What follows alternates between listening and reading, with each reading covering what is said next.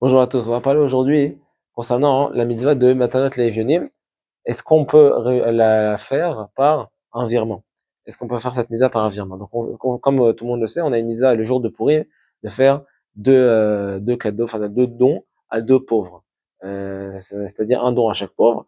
C'est la mitzvah d'Arbanan qui a été instituée. Maintenant, la manière classique de réaliser cette mitzvah, c'est d'aller voir le pauvre, d'être sûr qu'il a la définition de pauvre, d'indigent, et de lui donner soit à manger, soit de l'argent, soit de l'argent, tout simplement, pour qu'il puisse ensuite l'utiliser pour ses besoins.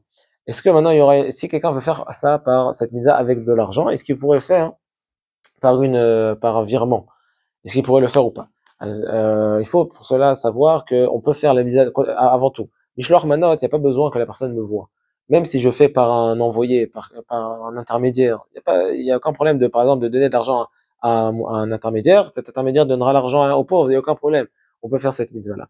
Donc, de ce point de vue-là, que la personne ne me voit pas, c'est pas si problématique. La problématique, elle est que le virement, il va pas tout de suite arriver dans son compte. On sait très bien que la mitzvah de Mishloach Manot, de Matot Lavenim, pardon, c'est qu'il puisse profiter de cet argent, le recevoir pendant Purim, et puisse en profiter s'il en a envie pendant Purim. Et si je lui donne de l'argent 2, 3 jours avant Purim, et qu'il va l'utiliser avant Purim, j'ai fait une mitzvah de Tzedaka, c'est très beau, c'est très bien, mais j'ai pas fait la mitzvah de Matot Lavenim. La question, elle est, est-ce que j'ai le droit de faire ce virement-là? On va dire, avant tout, on va dire, si je le fais ce virement pendant Purim, mais qu'il reçoit l'argent pendant Purim, ben, il n'y a aucun souci. Bien qu'il ne le reçoit pas d'une manière immédiate, s'il le reçoit le jour même de Purim, il n'y a pas de souci. S'il reçoit l'argent maintenant, si je fais le virement plutôt la veille de Purim, et qu'il va recevoir l'argent pendant Purim, ça, c'est une question. Et la réponse, elle est qu'on peut, oui, accomplir cette mitzvah. La source, elle est dans le Magan Avraham, et le Mishnah Berurah ramène ça dans Siman Tafres et Dalet, que on a le droit il faut faire attention, dit le Magan Avraham et le Mishnah Berurah, de pas donner de Matanot Le'Evionim avant Purim. Pourquoi? Parce qu'on a peur que ils vont l'utiliser avant Purim, l'argent qu'on leur a donné, ou bien la nourriture qu'on leur a donnée.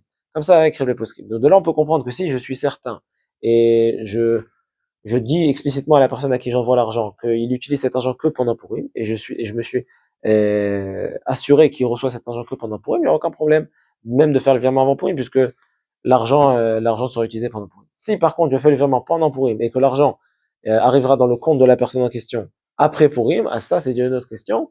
Et c'est clair qu'a priori il faut pas faire comme ça, parce que il y a lieu de dire que la misa n'a pas été accomplie puisque l'argent n'a pas été reçu pendant Purim.